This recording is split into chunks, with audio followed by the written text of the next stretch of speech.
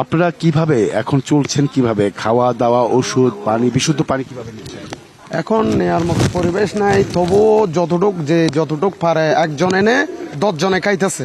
এই যেমন কি এই ঘরটার মধ্যে অন্তত না থাকলেও 20 ফ্যামিলি আছে, কিন্তু অনেক কষ্টে আছে।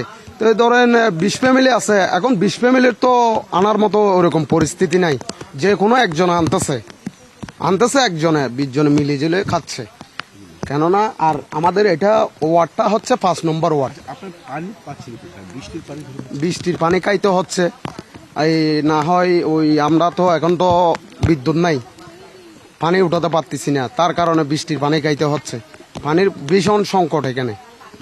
তাছাড়া সাহায্য সহযোগিতা যেগুলো আসতেছে, মানে আমাদের ওয়ার্ডটা হচ্ছে 2 ভাগে বিভক্ত।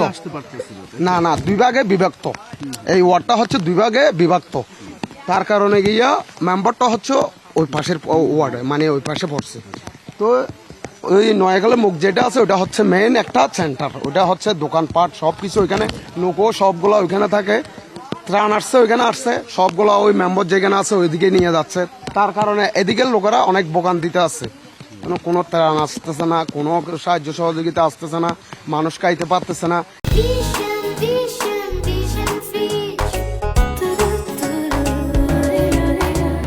এই যেমন কি একটা ঘরেতে 7-8টা ফ্যামিলি আছে, 8 ফ্যামিলির মধ্যে অনেক কষ্টেই আছে।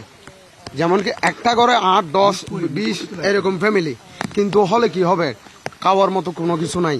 একজনে আনতেছে, ওগুলা সব বাগমন্ডন করে খাইতেছে। অনেক কষ্টে আছে। কাল আমাদের এমপি মহোদয় দিছিল এই, হ্যাঁ প্রজেক্ট না সামান্য দিছে যে ওগুলো সবাই তো পাইতেছে না। যেমন কি আমাদের এই 4টা পাড়ায় মিলে 300টা ঘর আছে, তো পাইছে আপনার 50 জনের মতো। তো 300 ঘরের মধ্যে 50 জন পাইলে আর 250 ঘর তো পড়ে আছে। জীবনে আপনারা দেখতে পাচ্ছেন আমাদের কোনো সাহায্য সহযোগিতা এরকম আসতেছে না, কোনো সাহায্য সহযোগিতা দিচ্ছে না। এখানে পানি বন্দিতে আছি আমরা, আমাদের প্রধান পানি কষ্ট পাচ্ছি যে আপনি একটা নদী ভরাট হয়ে গেছে। নদীটার নাম কি? ওই নদীটার নাম হলো গঙ্গার খাল বলে, যে ওই আপনার এই পানিগুলা গিয়ে শঙ্কর নদীতে পড়ে।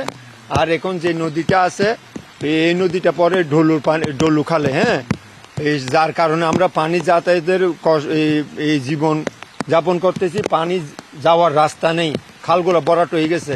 ওখানে কতগুলো ব্রিক পিল হয়েছে, ব্রিক পিলের মাধ্যমে মালিকেরা কি ব্রিক পিল করার কারণে ওই রাস্তা খালটা একদম ভরাট হয়ে গেছে। হ্যাঁ, সেজন্য পানিটা যাচ্ছে না, যার কারণে আমরা সব সময় পানি কষ্ট পেতে আসি।